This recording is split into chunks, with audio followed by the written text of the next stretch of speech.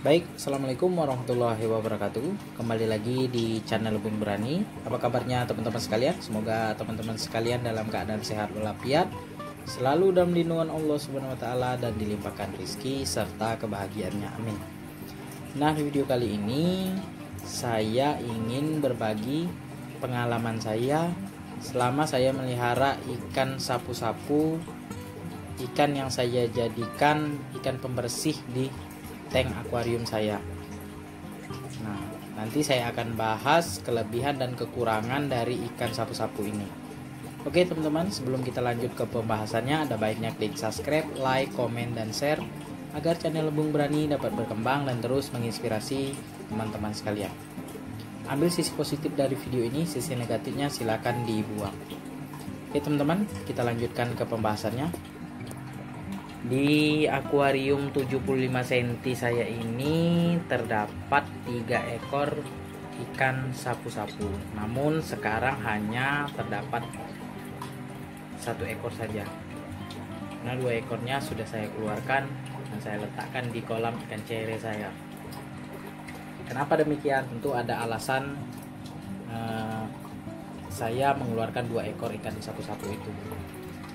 Oke teman-teman, kita bahas dulu kelebihan dan kekurangan ikan sapu-sapu ini. Yang pertama yaitu selama saya memelihara ikan sapu-sapu di dalam tank akuarium saya ini, ya, lumut-lumut hijau biasanya 1 minggu setelah ganti air itu sudah mulai banyak. Baik itu di sini, di list, di sudut-sudut paling depan ini, di lantai, kemudian di dinding belakang, di selang aerator, di power head, di selang, di pipa, semuanya penuh dengan lumut hijau. Namun setelah saya memelihara ikan sapu-sapu ini, lumut hijau itu berkurang teman-teman. Paling di bagian sudut bawah itu saja, belakang dan depan ini sedikit. Nah, itu kelebihan yang pertama, karena lumut-lumut hijau itu menjadi makanan dari ikan sapu-sapunya. Ikan sapu-sapu itu makan lumutnya teman-teman. Kemudian kelebihan yang kedua yaitu ikan sapu-sapu itu biasanya dia makan kotoran dari ikan mas koki ini teman-teman. Sisa-sisa pelet di bagian dasar akuarium ini, lantai akuarium ini biasanya dimakan oleh ikan sapu-sapu itu. Itu kelebihan yang kedua. Kelebihan yang ketiga yaitu kualitas air saya teman-teman. Biasanya saya ganti air akuarium ini 1 minggu sekali. Semenjak saya pelihara ikan sapu-sapu ini, saya ganti air 2 minggu bahkan lebih. Karena mungkin kotoran-kotoran di bawah dasar akuarium ini berkurang ya teman-teman, karena sebagian besar sudah dimakan oleh ikan sapu-sapunya. Mungkin itu saja sih kelebihan dari ikan sapu-sapunya. Kemudian saya akan membahas kekurangan dari ikan sapu-sapu ini. Nah, ikan sapu-sapu ini teman-teman, kalau kekurangan yang pertama yaitu dia dapat menyebabkan kematian pada ikan kita. Kenapa demikian? Karena seperti ini teman-teman. Kalau di akuarium saya ini seperti yang teman-teman lihat ini, boleh dikatakan bersih teman-teman, karena tidak ada lumut-lumut, yang paling ada kotoran sedikit di bagian dasar, ya. Nah, kalau ikan sapu-sapunya lapar dan sumber makanannya tidak ada, ikan sapu-sapunya menempel pada ikan mas koki yang sedang berenang ini teman-teman.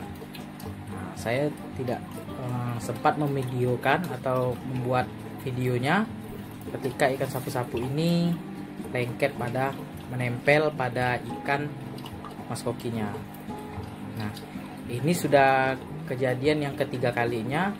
Ikan mas koki saya di bagian akuarium yang bawah itu sudah 2 ekor yang mati. Di akuarium yang atas ini sudah 1 ekor, jadi 3 ekor sudah mati karena tubuhnya ditempel atau digigit oleh ikan sapu-sapu ini. Itu teman-teman, akhirnya mati.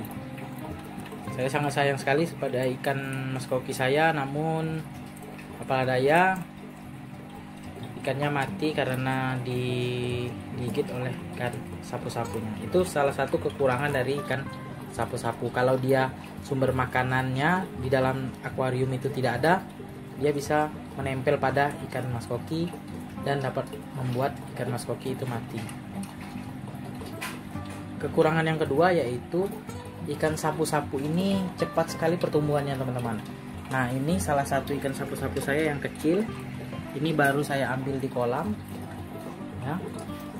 Yang 2 ekornya itu sudah sebesar jempol tangan, teman-teman. Nah, ya. Pertumbuhannya sangat cepat sekali. Bayangkan kalau seandainya saya tetap pelihara ikan sapu-sapu itu di dalam akuarium ya.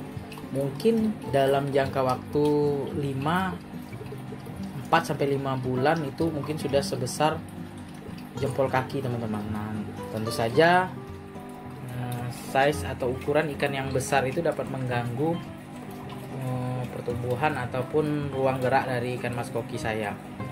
Jadi saya putuskan 2 ekor ikan sapu-sapu yang besar itu saya pindahkan ke kolam ikan cere saya. Tinggal 1 ekor yang kecil.